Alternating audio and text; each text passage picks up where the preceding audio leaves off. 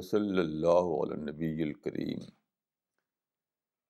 رب اشرح لی صدری ویسر لی امری واحلل عقدۃ من لسانی یفقہوا قولی.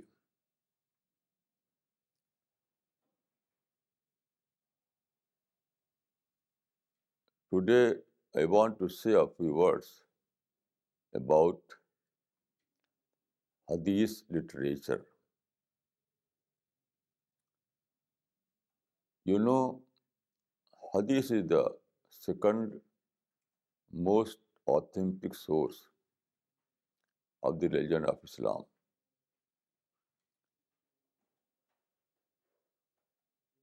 There are two authentic sources of Islamic religion. One is Quran and the second is Hadith. According to Islamic belief, Quran is the collection of revelations received by the Prophet from God. It is believed that Quranic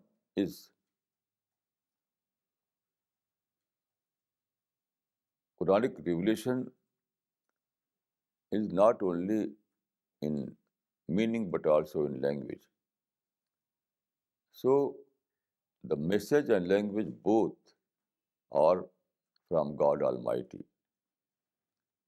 Then Hadith means sayings or saying of the Prophet. According to the Islamic scholars,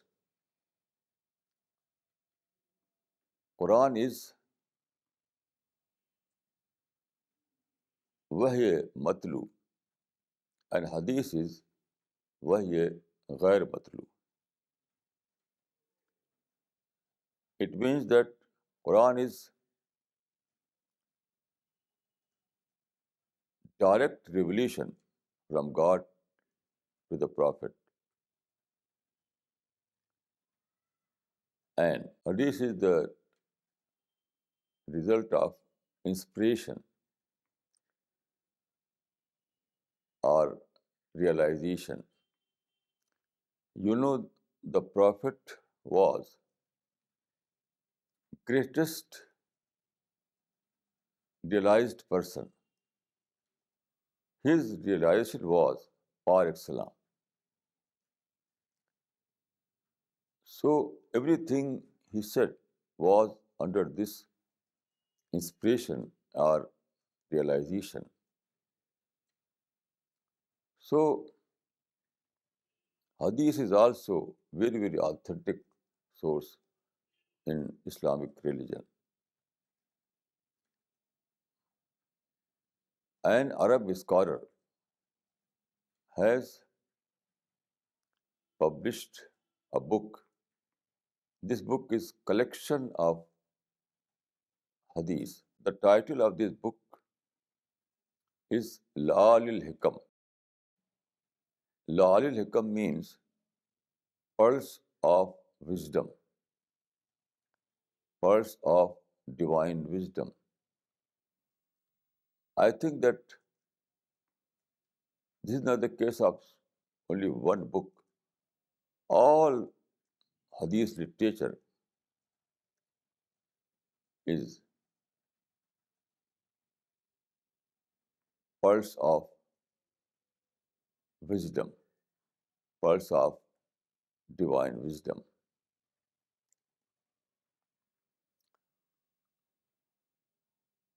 Without Hadith, you cannot understand Islam. You know, Quran is a book of ideology.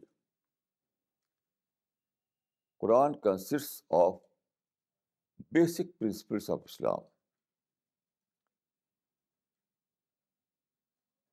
But as far as the details are concerned, or practical aspect of religion is concerned, you cannot find these things in the Quran.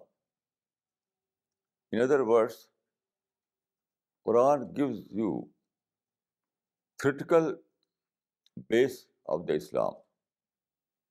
And Hadith gives you practical aspect of the Islam.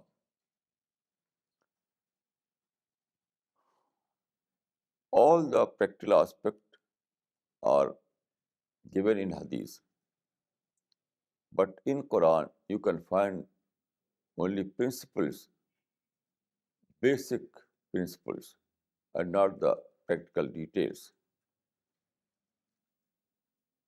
So anyone who want to know sincerely what is Islam, he must seek help from the both. He will try to find the theoretical aspect of Islam from the Quran and its practical aspect from the Hadith. Then there are some more aspects. For example, there are many events of early Islamic history that are mentioned in the Quran, but these references are not in detail. Only some aspect of these events are mentioned in the Quran. Others aspect you cannot find except in Hadith literature.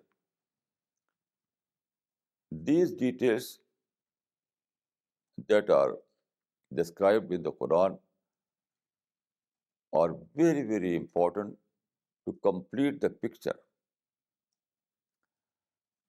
Here I will give you some example.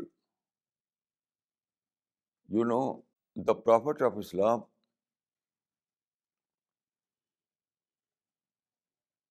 received his first revelation when he was in Mecca, in the cave of Mountain Hira. So if you want to know what happened during this first revelation, you will find that Quran says, "Iqra bismi rabbikal ladhi khalaq." Only one part of that revelation is described in the Quran. Iqra bismi rabbikal ladhi khalaq. But the background is not mentioned in the Quran. This was the first revelation Prophet received when he was in the cave of Hira. But the background is not mentioned in this revelation or in this chapter of the Quran. The background you will find in Hadith. And without background, you cannot understand anything. For example, in Hadith we read that when the Prophet was in Hira,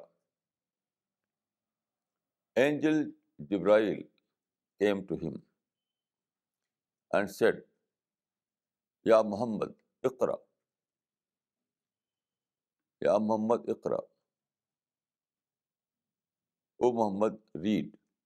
Then the Prophet said, Ma ana Bakari. I cannot read. This dialogue was repeated no less than 3 times. And again, Prophet said, Ma ana Bakari. I cannot read. Then the angel embraced the Prophet. And after this, Prophet was able to read. And he began reading, began reciting. Iqra bismi rabbikal ladhi khalaq, khalaqal insana min alaq, Iqra wa rabbukal akram, alladhi allama bil qalam, allama al insana ma lam ya'lam. So this is the revelation. You can find it in the Quran.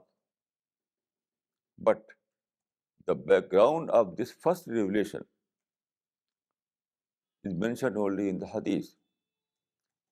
And without knowing the background, you cannot complete the picture of that moment. It was a very historical moment when Prophet received this first revelation. It was a great historical moment. So you read in the Quran only the revelation in this chapter, but the background is not there. So if you want to know the background of this first revelation, you are compelled to see the Hadith literature.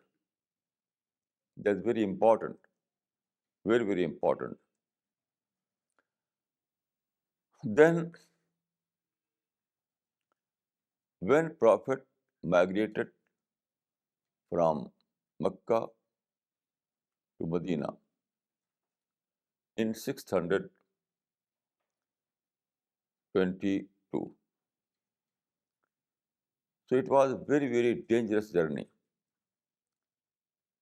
because Meccan people who were who became enemy and wanted to kill him, they were haunting. So on the way to Medina, he refuged in a cave of mountain Saur. While he stayed over there up to 3 days.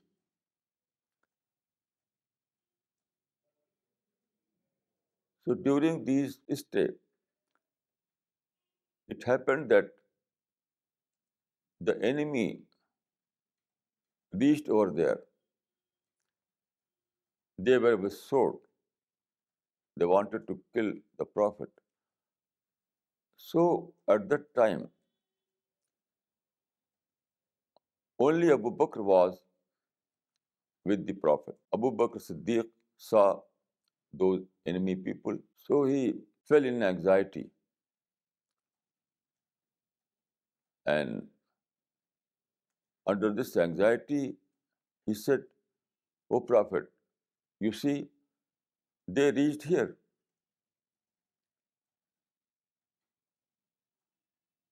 So at that time, it was very, very critical time. There is a partial report of this event in the Quran, not the complete report. Complete report you can find only in Hadith. So there is a partial reference of this event in the Quran. So according to the Quranic report, at this juncture, Prophet said, this is mentioned in the Quran, Inna Allah Ma'ana. This is mentioned in the Quran.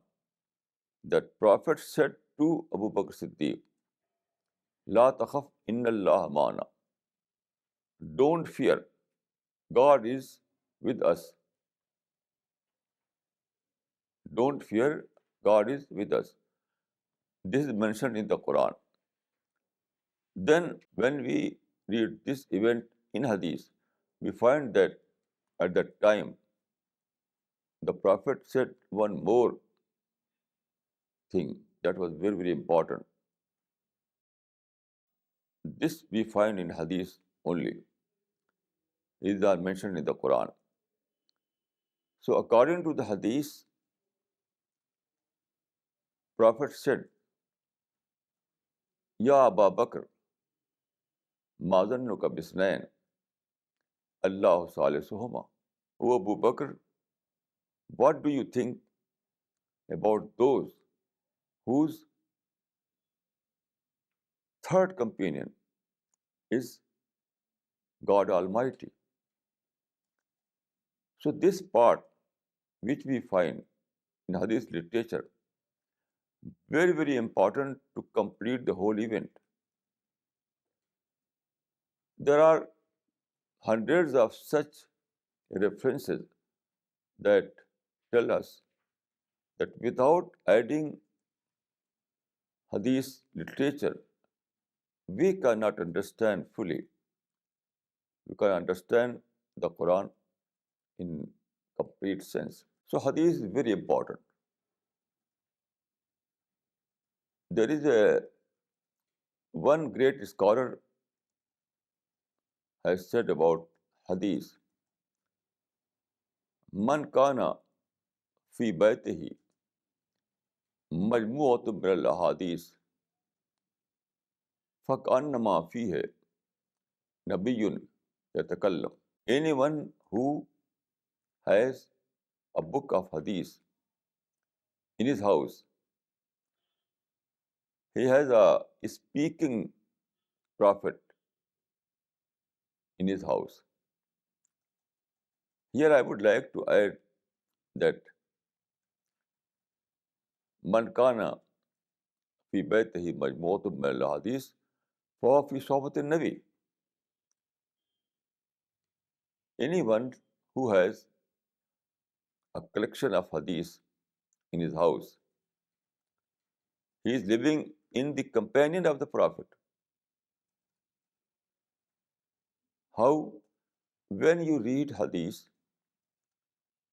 when you study hadith literature, when you go through those traditions, you create a psychological environment. You create a spiritual environment in your house. So this is like living in the companionship of the Prophet. The companions of the Prophet were living in companionship physically, and these this hadith literature gives us opportunity to live with Prophet spiritually. If the companions were able to live with Prophet physically, we are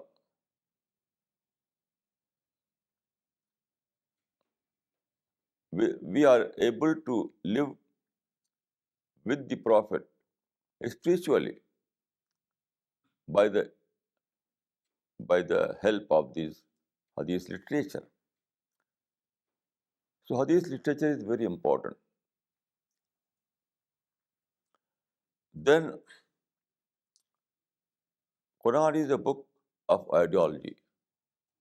Quran gives us only ideological picture of Islam or theoretical system of Islam. So if you want to know what is the theoretical system of Islam, you can go through Quran and you will find that theoretical system. But the practical system is not there. For example, Quran says, Aqamis salat al-zikri. O people, perform namaz, perform prayer.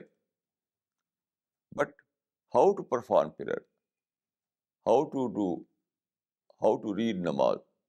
It is not there. So Quran enjoins that we have to read namaz, we have to perform namaz. But what is the practical aspect of namaz? How we can read namaz, how we can perform namaz? This aspect of namaz you can find only in hadith literature. So if Quran is a logical part of Islam, hadith is the practical aspect of Islam. So we cannot afford to leave the hadith literature. if you are sincere, then it is not possible for us to say that Quran is enough. No sincere person can say like this, that Quran is enough for us. It is impossible for a sincere person who want to know the religion of Islam as well as he want to follow the religion of Islam. So this is the importance of Hadith. Then Hadith gives us a very, very important reason to believe that Quran is the book of God. It is very important. I think that Hadith is a proof that Quran is the book of God. How? There are some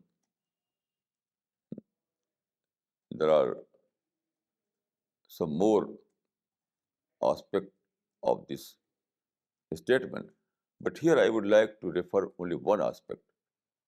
That is the difference of language between Quran and Hadith. It is very important to know that there is a difference between the language of Quran and language of Hadith. Although the language of both is Arabic, but the style is quite different. The style is quite different. The style of Arabic in the Quran is quite different from that of we find in the Hadith. Anyone who knows Arabic language, anyone who have the knowledge of Arabic language,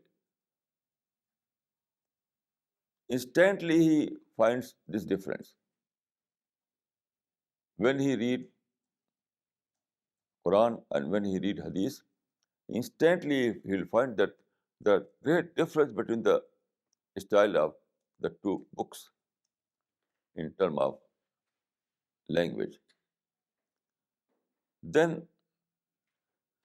it is not possible for a person to speak or write in two different ways. We cannot find any author in the history who is able to write or speak in two different ways in the same language.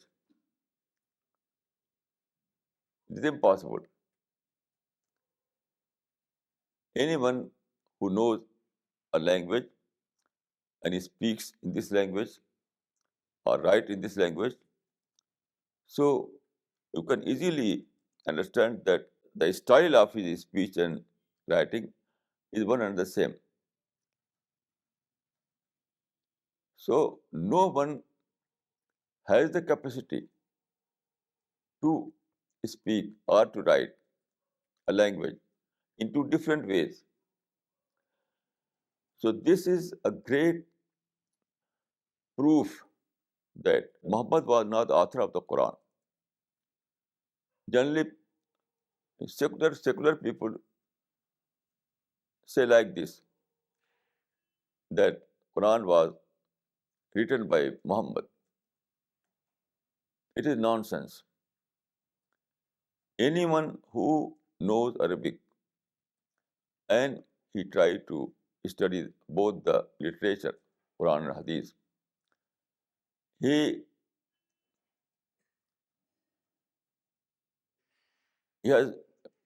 will discover that the style of both the books is quite different, although both are in Arabic language. Although Quran and Hadith both are in Arabic language, but both are very, very different in style. So it is wrong to say that Muhammad was the author of the Quran, because when Muhammad speaks in Hadith, we find that his language is quite different. But when we study Quran. Here we find that the style of the Quran is quite different from that of Hadith.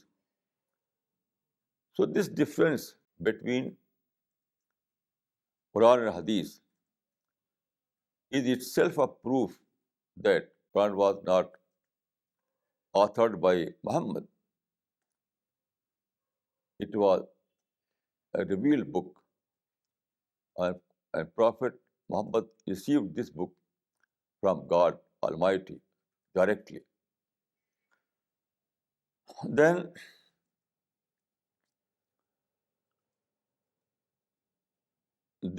you know that hadith hadith means sayings. Sayings. Literally, hadith means sayings. There are, according to the scholars, hadith consists of three things. That is, qawl, amal, and taqreer. In Arabic, it is qawl, amal, and taqreer. These are the three parts of hadith. There are three parts of hadith: qawl, amal, and taqreer. Qawl means saying. Saying. Amal means practice. And taqreer means confirmation. When we read a saying of the Prophet, that is qawl. When we read a practice of the Prophet, it is amal. And when Prophet saw anyone doing something, and although Prophet observed that amal and he was silent, then according to scholars, it was a silent confirmation or silent approval.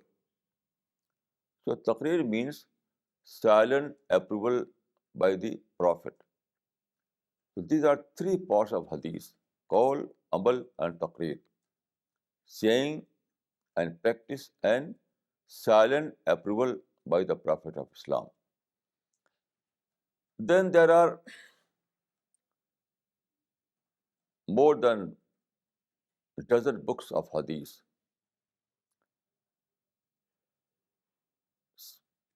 Six books are called Shah Sitta. Six books, that is, six authentic books, Shah Sitta. But only Shah Sitta is not, all the hadith literature is not compiled in these six books. There are other hadiths, other hadiths. There are hadiths other than these six books. You know, in the first book is Sahih al-Bukhari. It is said that Sahih al-Bukhari is Asahul Kutub Ba'da Kitabullah. After the Quran, this is the most authentic book in Islam. Now, in Sahih al-Bukhari, there are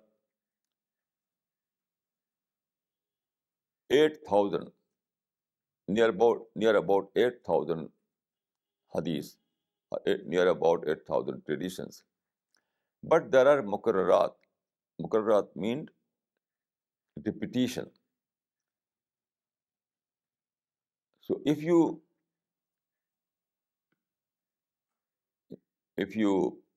count the number of hadiths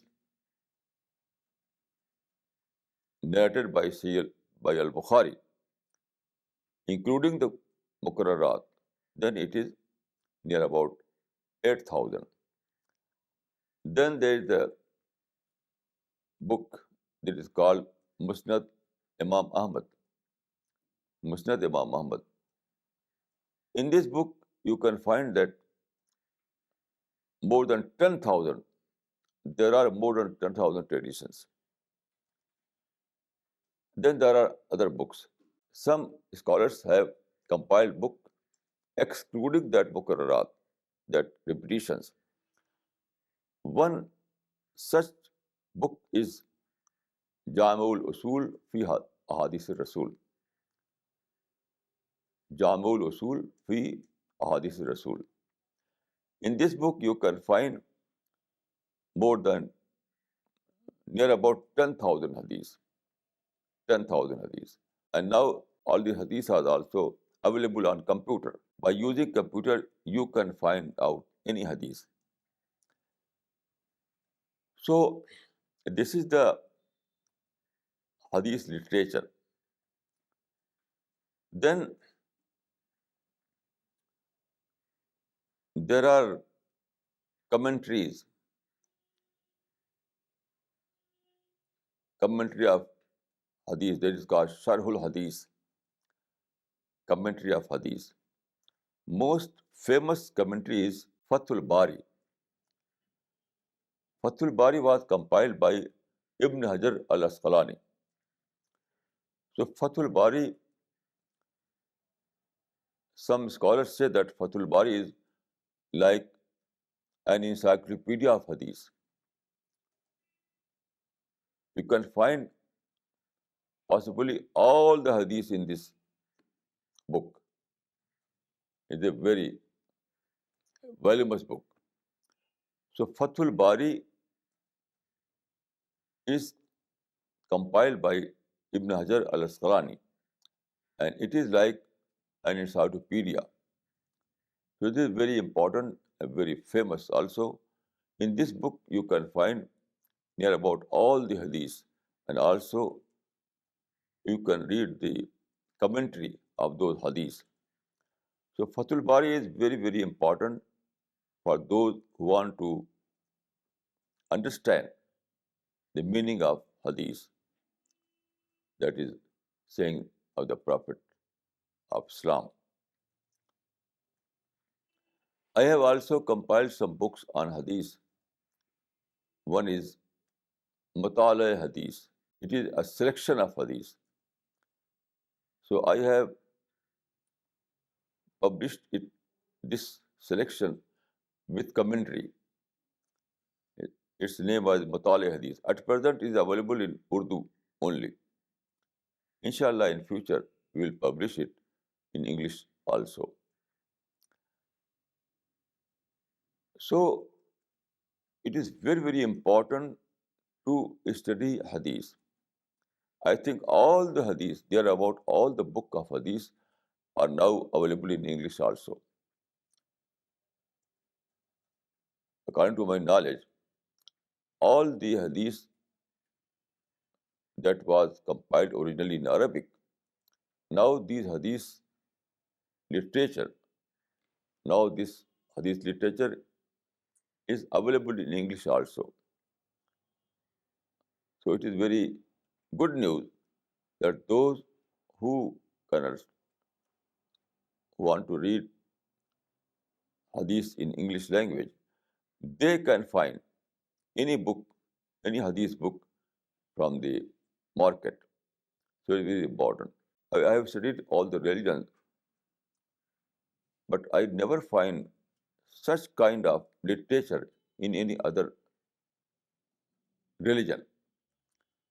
Muhammad Sallallahu Alaihi Wasallam was founder of Islam. So the book he received from God is also preserved in its original form. At the same time, his sayings, his life, his activities, all these things are also preserved in a very authentic way. Hadith literature is an authentic account of Prophet's life. If you want to know what Prophet of Islam said, what were his activities, how he practiced Islam, what was his behavior when he was living among people, how he was living among his family, how he was living among the society, All those things, all these things are compiled in Hadith literature. So Hadith literature is a complete picture of the Prophet of Islam. Everything about the life of Islam you can find in Hadith literature. According to the Islamic belief,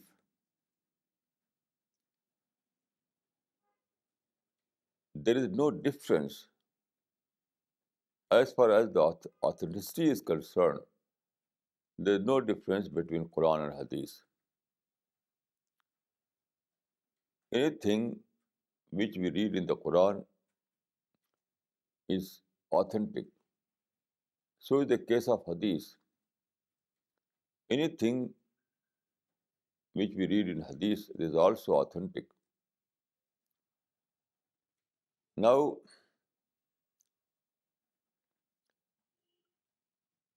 you must know that the way of compilation of both was one and the same. Hadith was compiled by the same method which was applied to the compilation of the Quran. Quran was not sent to the Prophet uh, as a book. No, it was revealed by the angels, and then it was recited by the Prophet. So Quran,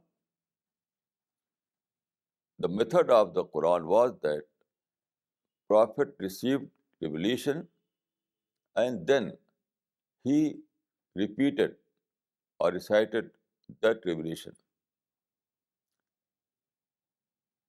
His followers listened his recitation and they memorized it. This process continued generation after generation until there was age of printing press. Before printing press, the same process was prevalent in every generation. Then, when the age of printing press came, then his followers compiled an authentic book by calligraphy. There were so many experts in calligraphy. These calligraphers compiled, prepared some authentic copy of the Quran, and this was printed. Then now we see that we are living in the computer age. Now we can find a typed copy of the Quran. So after the age of print media or printing press, everything was preserved in printing form.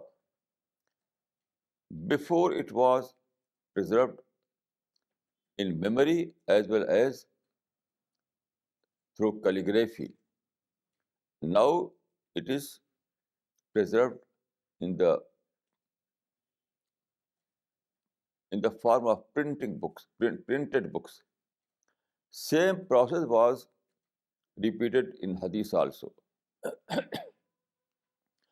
Same process was applied in the Hadith literature also. Hadith was also recited from the Prophet. Hadith means speech. So what Prophet said was memorized by his followers. And again, the same process was repeated. That generation after generation, they memorized these hadiths through memory and as well as through writing. So this process was continued up to the age of printing press. And when printing press was available, the followers of Islam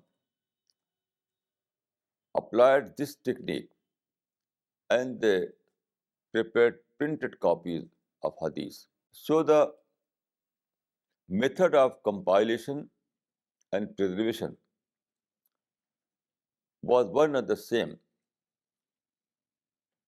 Quran and Hadith both were preserved in this following this method. So both are authentic.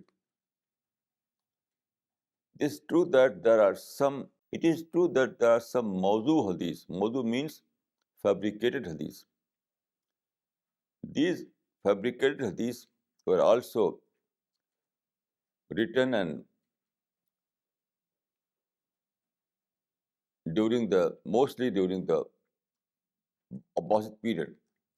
But Islamic scholars have scrutinized all these hadiths.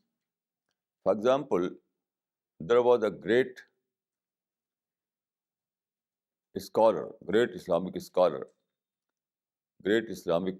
scholar, his name was Sheikh Nasruddin al-Albani. Sheikh Nasruddin al-Albani. He was a great scholar of Hadith literature. So, after lifelong study of Hadith literature, he prepared 6 volumes. 3 volumes was about those Mawzu Ahadith. Its title was Al-Ahadithul Mawzu'a. And the 3 volume was about those authentic Hadiths. That's what, and the title of this series was Al-Ahadith Sahihah. So anyone who want to know which one is Hadith Sahih and which one is Hadith Mawdu, he can easily understand after reading these books. So I repeat that Quran and Hadith both are equally authentic in Islam. We cannot differentiate between the two. And both were compiled and preserved by the same method. The method which followers of Islam applied in compilation of Quran, the same method they applied in compilation and preservation of Hadith. There are dozens of books published on this subject. So anyone who wants to know the details of this process, the history of the compilation, so he can read this in these books. These books are available in every library, in every bookshops. Then I would like to refer some hadith only to give an example how precious are these hadiths. How I can say that why I say that hadiths are these hadiths are pearls of divine wisdom. Without hadith, we cannot understand the religion of Islam. So there is a hadith very, very important to understand the spirit of Islam. Prophet of Islam has said, Man arafa Allah ilaha illallah dakhla al-jannah. One who realizes that there is no God but one God, he will find entry into paradise. It's very, very important because this hadith tells us that what is the starting point of Islam?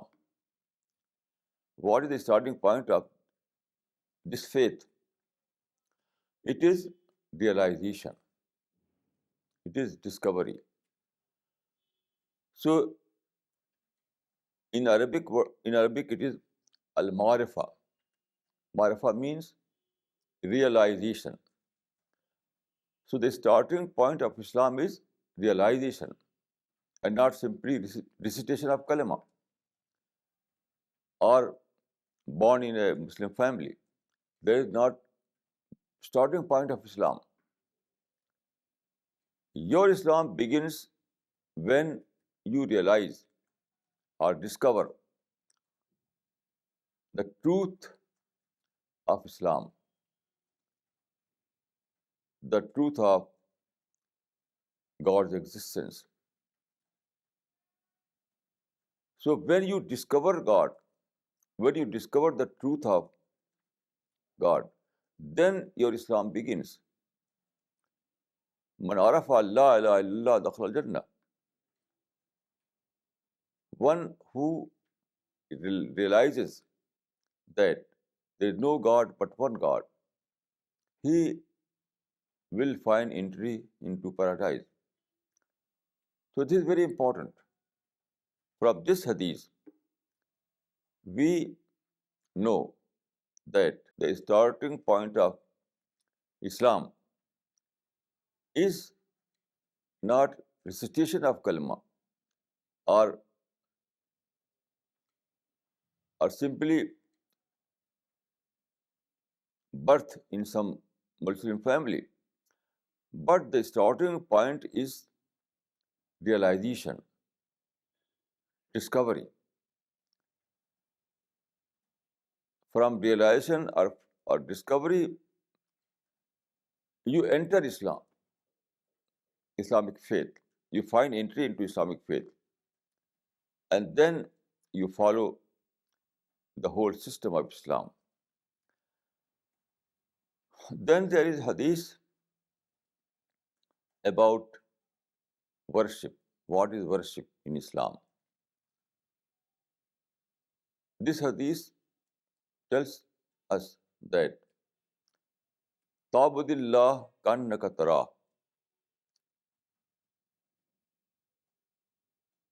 Ta'budillah kannaka tara. Perform worship as if you are seeing God. This is the criterion of ibadat. If your ibadat gives you this kind of spirituality, then you are doing ibadah. Ibadah means living in the presence of God. Living in the presence of God. So if your ibadah, your worship is giving you this kind of spiritual experience, then you are doing ibadah. Otherwise not. So Prophet of Islam says, Ta'budillah kannaka tara. Perform ibadah, perform worship as if you are seeing God. So this hadith tells us what is ibadah in Islam. Then there is a hadith, أن تحب لأخيك ما تحب لنفسك. It means that behave others the same behavior which you want about yourself. It gives us a criterion. Everyone knows about his likes and dislikes. Everyone knows about his likes and dislikes. So we have to adopt the same behavior with others. It's a very simple criterion of moral behavior. Very, very simple criterion of moral behavior or social behavior. We have to do with others the same which we want about ourselves. For example, we we dislike hate, we dislike harm, we dislike malice. So we have to save ourselves from these things.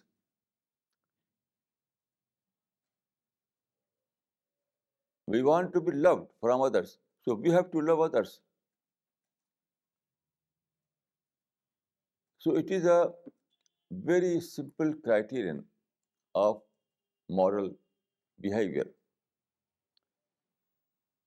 Then the Prophet of Islam has said, Al Muslimu man salaman nasu min lisanihi wa yadihi. A true Muslim is one by whose hands and tongue people are safe.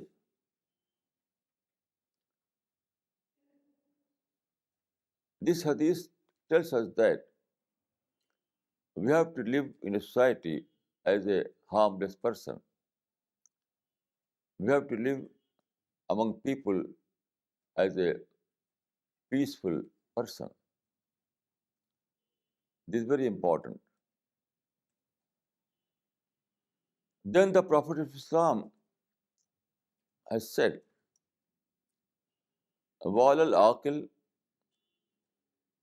مَا لَمْ يَكُنْ مَغْلُوبًا عَلَى عَقْلِهِ أَنْ تَكُونَ لَهُ سَاعَاتٌ سَاعَةٌ يُنَاجِي فِيهَا رَبَّهُ وَسَاعَةٌ يُحَاسِبُ فِيهَا نَفْسَهُ وَسَاعَةٌ يَتَفَكَّرُ فِيهَا فِي سُنَنِ اللَّهِ وَسَاعَةٌ يَخْلُو فِيهَا لِحَاجَتِهِ مِنَ الْمَطْعَمِ وَالْمَشْرَبِ.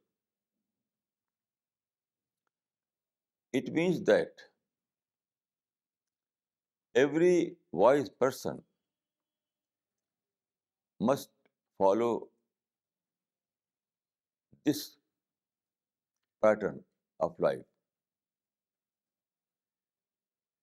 There are four moments.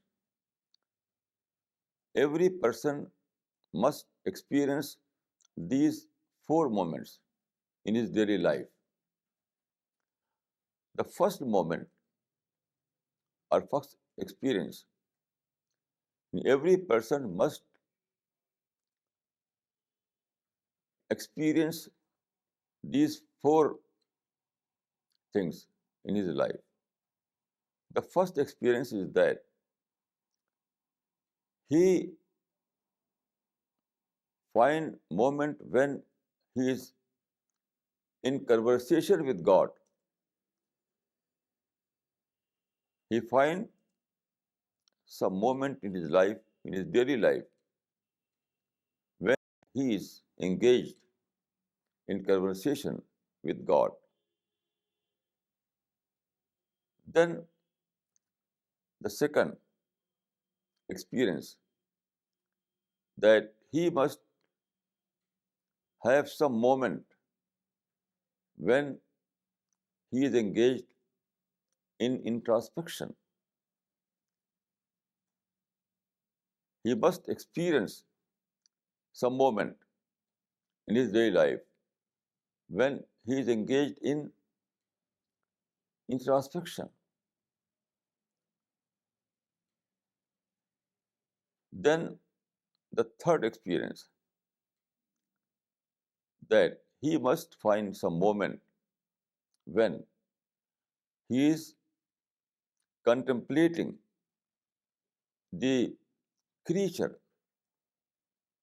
contemplating in the creature and as well as the rest of the universe.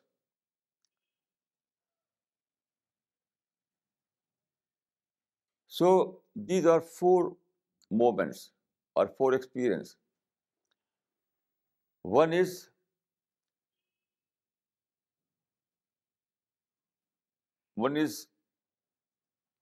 contact to God. The second is introspection. The third is contemplation in the creature. And the four is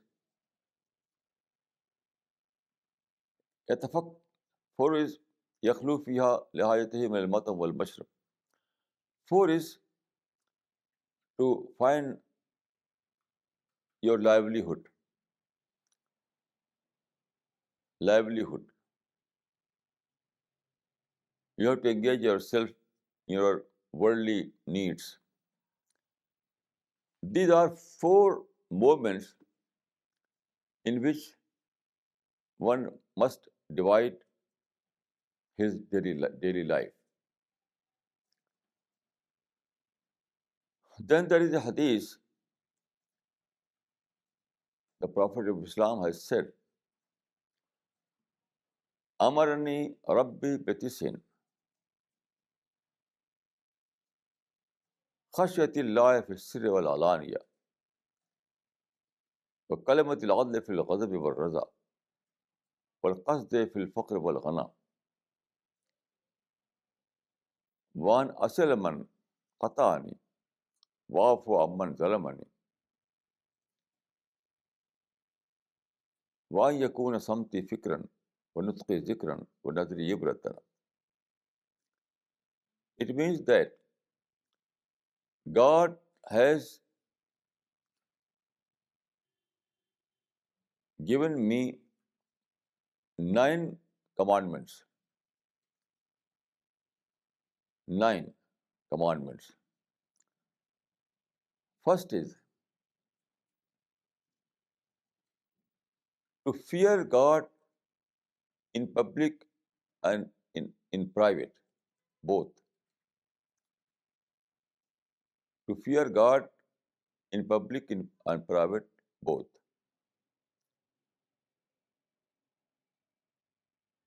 And to speak justice. To speak justice when I am angry or I am not angry, in both the situations. And I have to be normal when I am poor and when I am rich, in both the situations. Then I have to make contact with those who cut off with me. And I have to forgive those who make me angry. And I have to be patient with those who give me some harms. And then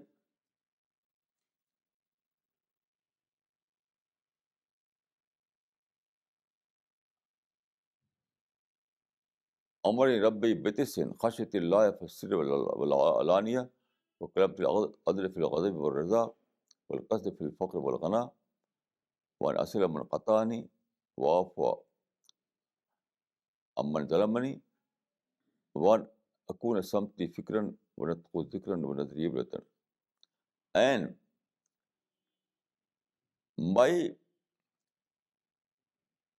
silence will be contemplation, and my speech will be remembrance of God, and my observation must be to draw a lesson. Here you can see that 9 commandments gives you a complete way of life. It's very important for a person who want to live, who want to follow the religion of God. I think that these 9 commandments gives you a complete system, a complete way of life. Then I will try to refer some more hadith to understand the Islamic spirit. A person came to the Prophet. He was a Muslim. So he asked, Ya Rasulallah, allimni kalimatin aishu bihinna la tuksir alayya fansa. O Prophet of God, give me a master advice by which I may be able to manage all the affairs of my life. Prophet replied, La taghzab, la taghzab. Don't be angry. Don't be angry. It means that don't be angry even when provoked. You have to keep patience. You have to keep avoidance. In this world, every time we face some provocation, some negative experience, world is full of negativity. So, what to do in such a situation? The Prophet says that don't go to confrontation. You have to keep patience, forgiveness. Why? Because if you adopt the way of negative reaction, then you will lose the opportunity of having a reward. According to Islam, forgiveness or patience is also a way of ibadah, worship, just like namaz. When you hear the call from mosque, you you proceed to mosque and offer namaz. So is the case of anger. When someone provokes you, there is a call for this kind of prayer, that is prayer of patience, prayer of forgiveness, prayer of tolerance, prayer of avoidance. It is also a prayer. It is also a ibadah. So when someone provokes you, there is also a call. If you observe patience and forgiveness, then you are performing an ibadah. So this is very important aspect of Islam. And this aspect we find in a very clear words in Hadith. Then there is a Hadith,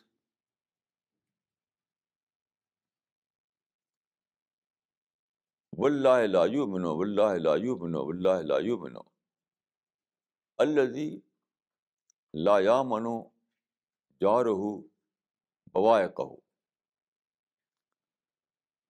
It means that he is not a true Muslim. He is not a true Muslim who creates problem for others. He is not a true Muslim who creates problems for others. This is very important.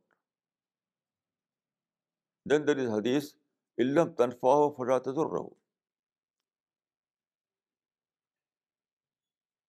It means that either you have to live as a useful person or you have to save you from being a problem for others.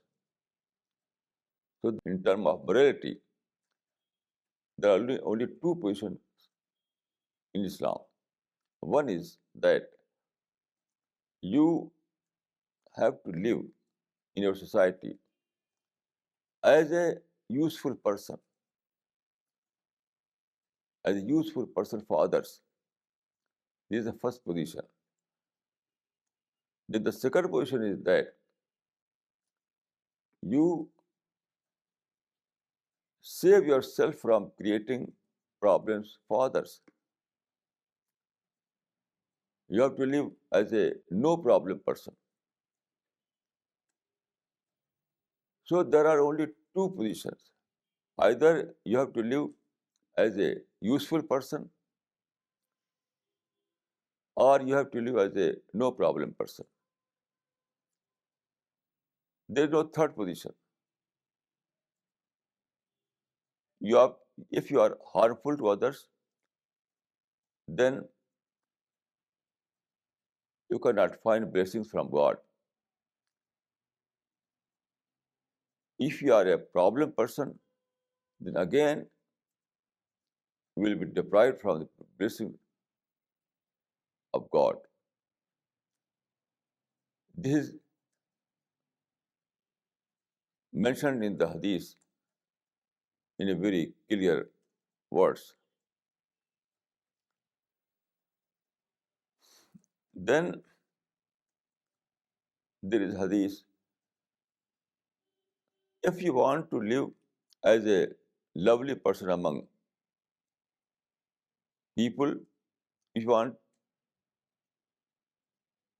to be loved from others, then afshu salam, spread assalamu alaikum, spread assalamu alaikum. It is not simply saying assalamu alaikum. It means that live as a peaceful person among others. Afshu salam means live among person with peace, with peaceful sentiments. You are free from hate. You are free from malice. You are free from all those negative feelings. So, this is the way which gives you blessings from God. Once Prophet saw a person. Prophet said, "Do you want to find entry into paradise?" He said, "Yes." "Why not?" Prophet said that save yourself from malice. Save yourself from malice.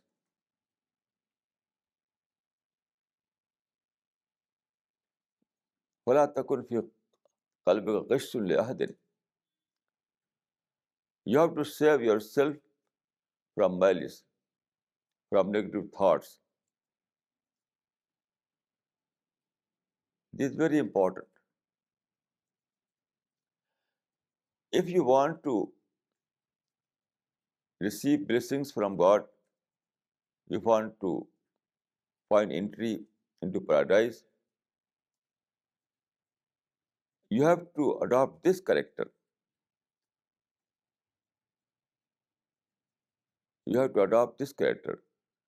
This character in a single word is positive character. So save yourself from negative character and adopt the positive character in speech, in behavior, in dealing, in everything. You have to adopt positive positivity, and you have to save yourself from negativity.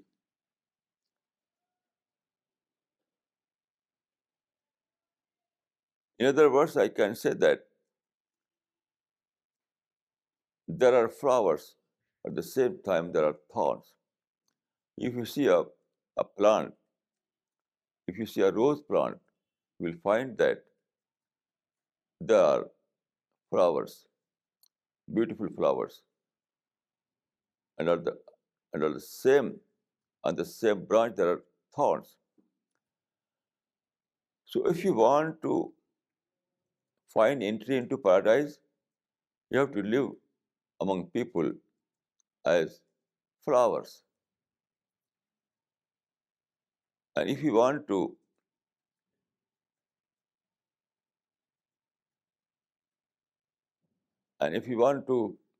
be deprived from the paradise, then adopt the way of thorns.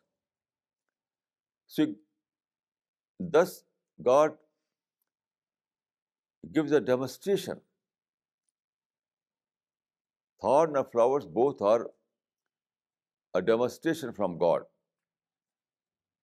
Thorny, thorny character is of those who will be deprived from blessing of God.